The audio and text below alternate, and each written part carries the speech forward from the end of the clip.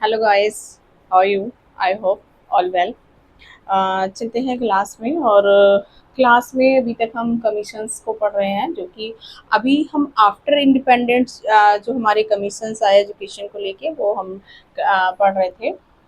अभी हमारी जो बिफोर इंडिपेंडेंट एजुकेशन थी, या हमारी वैदिक उत्तर वैदिक में जो एजुकेशन थी वो कब प्रारंभ होती थी, कौन कौन से उसमें लेवल्स थे, ये हम आज की क्लास में देखते हैं। तो फर्स्ट ऑफ ऑल आपका एजुकेशन इन इंडिया ड्यूरिंग वैदिक पीरियड या एंशियंट पीरियड। अब जो आपकी एजुकेशन थी इसमें वैदिक पीरियड में, इसमें बच्चे को जब एजुकेशन के लिए तैयार किया जाता था, एजुकेशन उसको प्रोवाइड कराई जाती थी, तो कुछ संस्कार होते थे। तो वो कौन कौन से संस्कार थे? फर्स्ट ऑफ ऑल आपका उपनयन संस्कार या विद्यारंभ संस्कार। ये बच्चे को इसमें स्कूल्स में या उस टाइम जो एजुकेशन दी जाती थी गुरुकुल में दी जाती थी, तो गुरु के पास बच्चे को ले जाया जाता था। तो यहाँ पर जो विद्यारंभ होता था या इसमें इसको संस्कार होता था, जिसमें बच्चे को गुरु के समीप बैठाया जाता था और जो गुरु मंत्रों का उच्चारण करते थे वो यहाँ पर बच्चा उसको रिपीट करता था।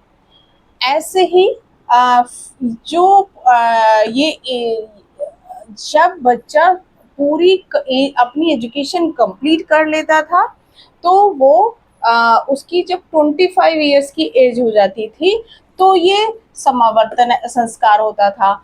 तो ये वैदिक पीरियड में ये संस्कार होते थे। उपनयन संस्कार होता था, समावर्तन ये विद्यारंभ संस्कार होता था और समावर्तन संस्कार होता था।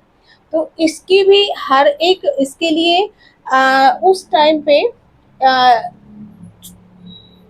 एज क्लैरिफाई की हुई है इन्होंने। क्या चार फोर हमारे वर्ण व्यवस्था थी उस टाइम पे।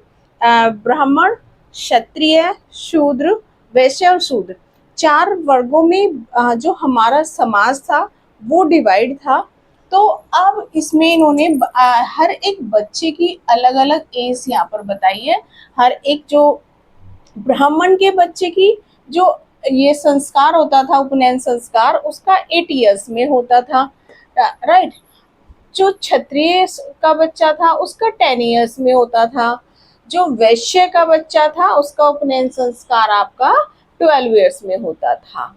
लेकिन जो शूद्र थे, शूद्रों को एजुकेशन लेने की परमिशन नहीं थी। शूद्रों के बच्चों को यहाँ पर शिक्षा से वंचित रखा जाता था, वो स्कूल्स में नहीं जा सकते थे। तो ये उस टाइम की सामाजिक व्यवस्था थी जो लोगों ने बनाई हुई थी। अब जो एजुकेशन के वैदिक या एशियन पीरियड में एजुकेशन की बात करते हैं हम, कौन कौन से उसके लेवल थे? तो प्राइमरी लेवल थे जो कि आपके गुरुकुल में दी जाती थी, और एक आपका हायर लेवल था। लेवल दो ही थे। इसका जो पीरियड है, जो ये आपका वैदिक पीरियड है, इसका है 1500 BCE टू 500 BCE। तो ये तो हो गई आपकी वैदिक एजुकेशन। वैदिक एजुकेशन जो हमारी सबसे प्राचीनतम एजुकेशन है, वो हमारी वेदों से हमारा जो धर्म है, धर्म बेस्ड हमारा जो एजुकेशन का इस टाइम की जो एजुकेशन थी वो वेदों से निकली हुई थी। जो कि हमारे वेद हैं, उपनिषद हैं, उनका पूरा पूरा इम्पैक्ट हमारी एजुकेशन पर था। नेक्स्ट आपका आता है बुद्धिज्म पीरियड। बुद्धिज्म पीरियड है आपका 600 BCE टू 600 CE। इसमें कौन कौन से संस्कार होते थे? इसमें संस्कार होता था आपका पवज्जा संस्कार होता था, और उपसंपदा संस्कार होता था।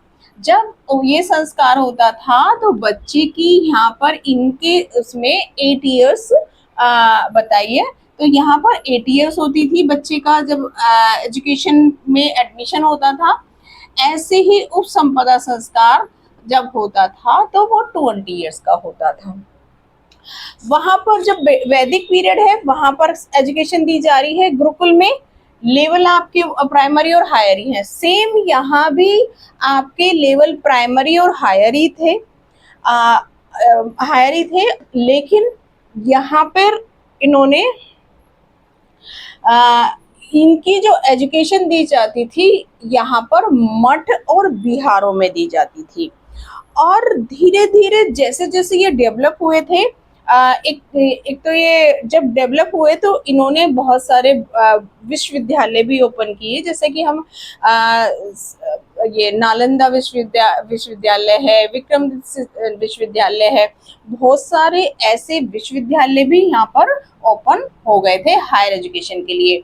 और यहाँ पर जो एजुकेशन की अगर हम बात करें, वैदिक पीरियड में अच्छी थी स्त्रियों की एजुकेशन की हम अगर बात करते हैं तो लड़कियों की या स्त्रियों की शिक्षा यहाँ पर वैदिक पीरियड में अच्छी थी, उत्तर वैदिक पीरियड में खराब हो गई थी। फिर बुद्धिज्म पीरियड में धीरे धीरे वो ग्रो हुई और यहाँ पर जो शिक्षक होते थे वो बौद्ध भिक्षुक होते थे, यहाँ पर गुरु होते थे। नेक्स्ट आपका है मुस्लिम एरा एजुकेशन। अब मुस्लिम एरा एजुकेशन में जो एडमिशन के लिए संस्कार होता था वो होता था बिस्मिल्लाह संस्कार या बिस्मिल्लाह खानी रस्म होती थी। यहाँ पर ये होती थी इनका, ये जो इसका टाइम पीरियड है 11th एंड 12th सेंचुरीज में ही आया था, 11th और 12th सेंचुरीज में। अब यहाँ पर जो इसकी रस्म होती है वो 4 ईयर 4 मंथ और 4 डेज। जब बच्चे की एज ये हो जाती थी तो यहाँ पर बच्चा शिक्षा एजुकेशन या शिक्षा लेने के लिए काबिल होता था, फिर उसके लिए बिस्मिल्लाह खानी रस्म की जाती थी मुस्लिम पीरियड में। हायर एजुकेशन इनकी होती थी, इनके जो स्कूल थे वो मकतब और मदरसे थे। अब मदरसे या खानगाहें थी, उनमें इनकी एजुकेशन दी जाती थी। तो यहाँ पर आपके थे मकतब और यहाँ थे आपके हायर में मदरसे। यहाँ पर जो एज थी वो 10 to ईयर्स तक बच्चे को ये 10 to ईयर्स तक उसकी जो हायर एजुकेशन है वो कंप्लीट होती थी, 10 to 12 ईयर्स।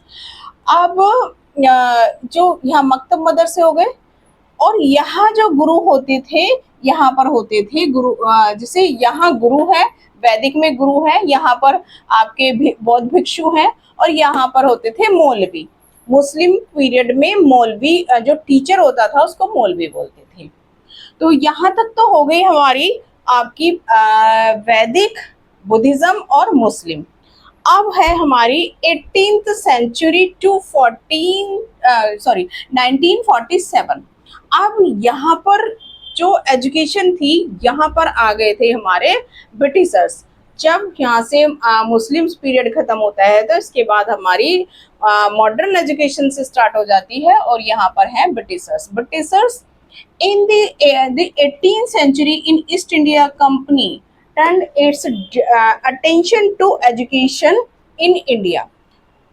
यहाँ पर जो आपका ईस्ट इंडिया कंपनी आई थी वो एक बिजनेस के पर्पस से आई थी और बिजनेस पर्पस को आते आते उसने जब अपने देखा यहाँ पर बहुत सारी अपॉर्चुनिटी हैं तो उसने क्या किया, बिजनेस तो किया ही किया, बिजनेस अपना वो फैलाया ही फैलाया, लेकिन यहाँ पर इंडियंस पर वो अपना रूल्स करने लग गए।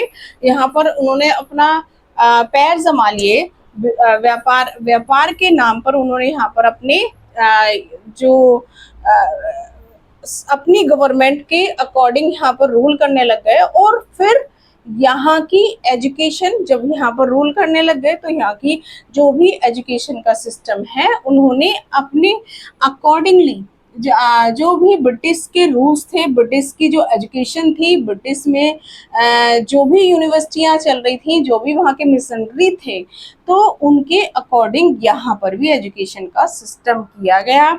वहाँ जो ब्रिटिश में आपके टीचिंग मेथड्स थे, जो वहाँ का करिकुलम था, जो वहाँ की लैंग्वेजेस थी, वो सारी यहाँ पर इम्प्लीमेंट इन्होंने कर दी जो ब्रिटिशर्स आए। इसके बाद आपका आता है 19th सेंचुरी में आपका चार्टर एक्ट। ये एजुकेशन को लेके आया।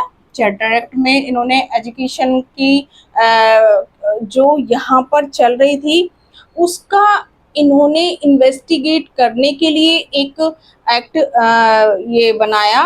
ब्रिटिश गवर्नमेंट थी, उन्होंने वहाँ से एक कमेटी बनाकर भेजी और उस कमेटी में वहाँ के ब्रिटिशर्स थे और ब्रिटिशर्स ने अपने अकॉर्डिंग किस तरीके से ब्रिटिशर्स को, किस तरीके से ईस्ट इंडिया कंपनी को बेनिफिट्स हो सकते हैं, उसके अकॉर्डिंगली इन्होंने ये चार्टर एक्ट यहाँ पर भेजा।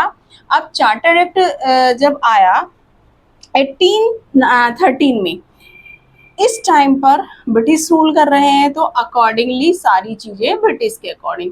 तो यहाँ पर इस एक्ट में इन्होंने एजुकेशन के लिए एक तो एजुकेशन का सिस्टम अपने अकॉर्डिंग किया, लैंग्वेजेस इंग्लिश को फोकस किया, एम्फेसिस किया इन्होंने। दूसरा, यहाँ पर इन्होंने 1 लाख की एजुकेशन पर अमाउंट भेजा, 1 लाख का। अब जब 1 लाख का यहाँ पर इस एक्ट में अमाउंट आया तो उस अमाउंट में ये क्लियरिटी नहीं की इन्होंने कि ये अमाउंट किस पर एक्सपेंस होगा या किस पर ये खर्च होगा। अब जब ये इंडियन लिटरेचर पर होगा या वेस्टर्न लिटरेचर पर होगा। जब यहाँ पर जो एजुकेशनिस्ट थे यहाँ के और मिशनरी, वहां पर हो गया आपका झगड़ा, आपस में हो गया कन्फ्लिक्ट। अब जब यहाँ पर कन्फ्लिक्ट हो गया तो 2 गुट बट गए। एक था पाश्य गुट जिसको कहेंगे पाश्य विचारधारा के लोग, एक थे प्राच्य विचारधारा के लोग। अब कुछ लोग कह रहे थे कि जब ये राशि इंडिया में आई है, जो भी अमाउंट है इंडिया में आया है, तो definitely Indian education, Indian literature पर एक्सपेंस होना चाहिए। लेकिन जो ब्रिटिशर्स थे वो इस चीज के लिए जो मिशनरी थे, जो वहां से आए हुए थे ब्रिटिश से, वो इस चीज के लिए रेडी नहीं थे। उन्होंने कहा कि नहीं, ये तो इंग्लिश लिटरेचर पर ही एक्सपेंस होगा। तो यहाँ पर प्रॉब्लम्स खड़ी हो गई। अब इसी को देखते हुए, इसको शॉर्ट आउट करने के लिए विलियम बेंटिंक ने ये वहां की जो गवर्नमेंट थी उन्होंने मेकाले को भेजा। जब मेकाले आए तो यहाँ विलियम बेंटिंक यहाँ पर के गवर्नर थे। अब मेकाले को कहा गया कि जाइए, आप इंडिया जाइए, और इंडिया यहाँ इन्हें ब्रिटिश काउंसिल का गवर्नर बना के भेजा गया था। अब इनको बोला गया कि आप ये जो कन्फ्लिक्ट हो गया है 1813 के एक्ट का, प्राच्य और पाश्य 2 विचारधाराएं हो गई हैं, इसको आप इसका सॉल्यूशन निकालिए। अब जो लॉर्ड मेकाले थे, लॉर्ड मेकाले एक टोटली इंग्लिश विचारधारा के थे। ब्रिटिश को किसी भी हाल में, किसी भी तरीके से ब्रिटिशर्स को बेनिफिट पहुंचाना था इन्हें, और ब्रिटिशर इंडियंस को वो एक हे की दृष्टि से देखते थे। वो कहते ना, ब्रिटिशर्स कहते थे इंडियंस आर ब्लडी डॉग, ये इतना गंदे तरीके से इंडियंस को बोलते थे। तो इसीलिए यहाँ पर इन्होंने जो भी चीजें की ऐसी, ये हाँ 1930 का जो 1835 का जो ये एक्ट आया, 1833 का ये हो गया और 1835 का ये आया मेकाले का। इन्होंने इसमें उस जो वो था 1 लाख का अमाउंट था उसको क्लेरिफाई किया और कहा कि भाई ये गवर्नमेंट के ऊपर डिपेंड करता है कि ये इंडियन लिटरेचर पर खर्च होगा या आपका इंग्लिश लिटरेचर पर। तो यहाँ पर ये चीजें इन्होंने की और इन्होंने अपना जो भी सबसे पहले तो इन्होंने जो यहाँ का इंडियन लिटरेचर था उसके लिए बोला कि यहाँ का जो लिटरेचर है, इंडियन लिटरेचर है, वो बहुत ही नैरो है, अच्छा नहीं है।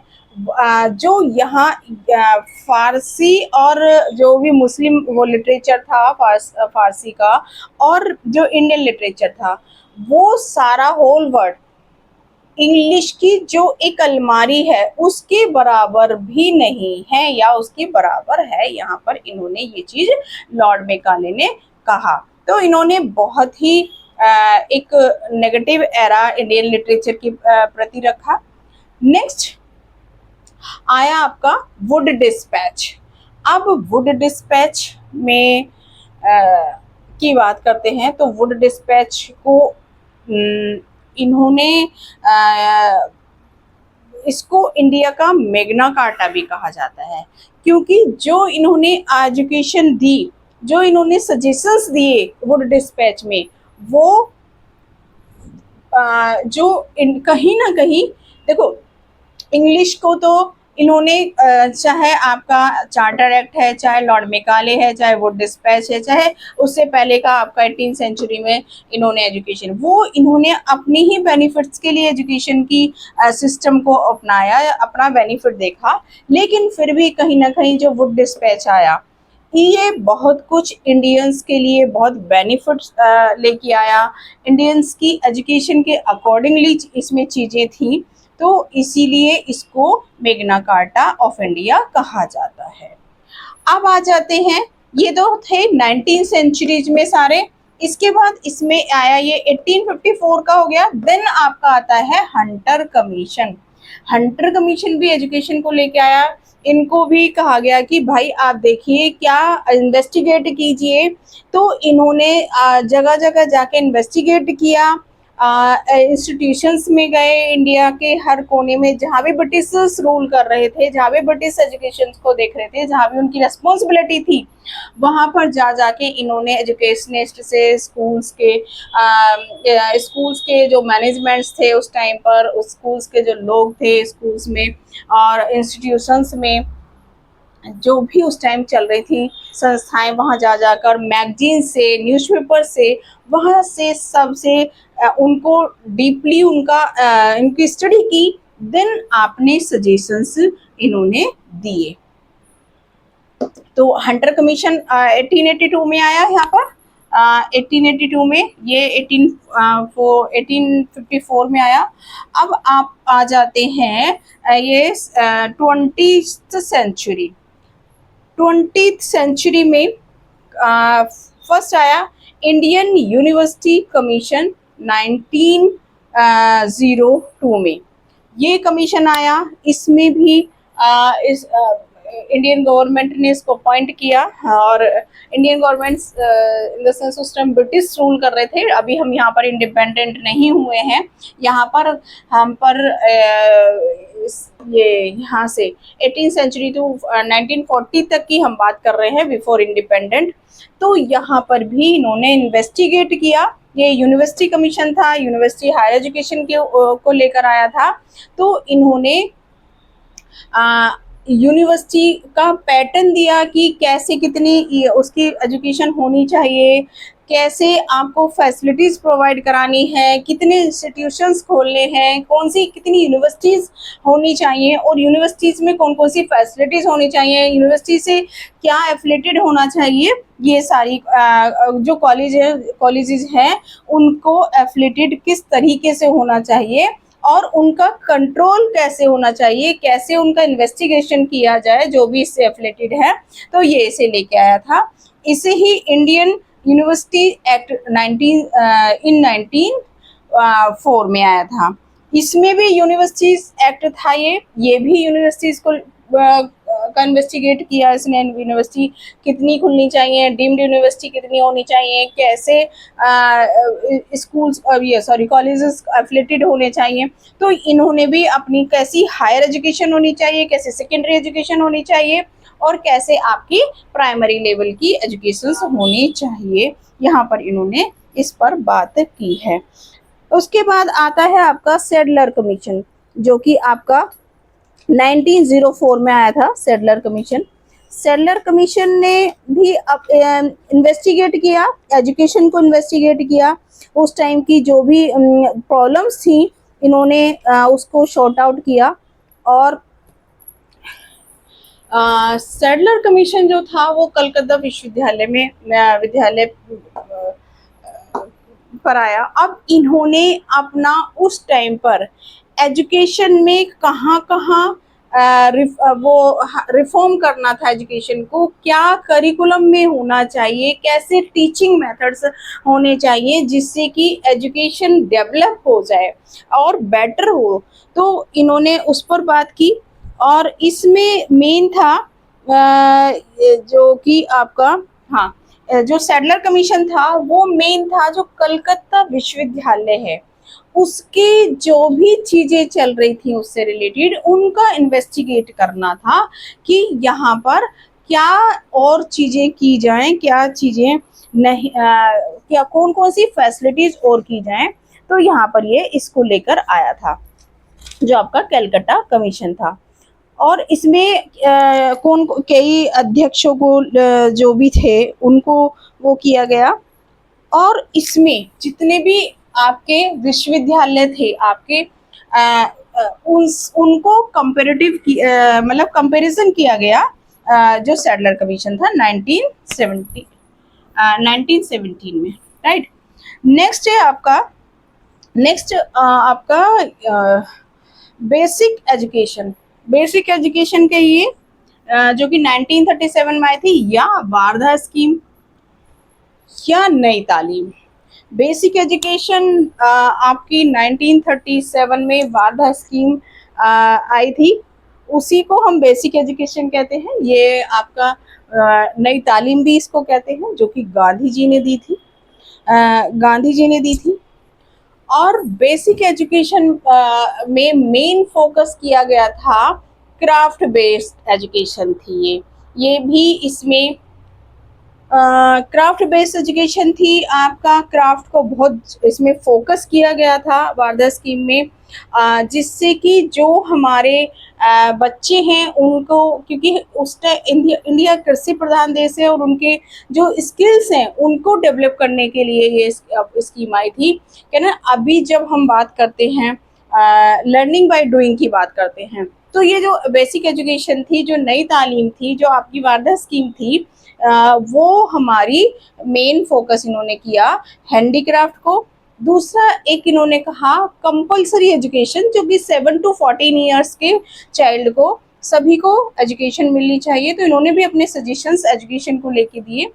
नेक्स्ट आपकी है सार्जेंट रिपोर्ट या सार्जेंट प्लान।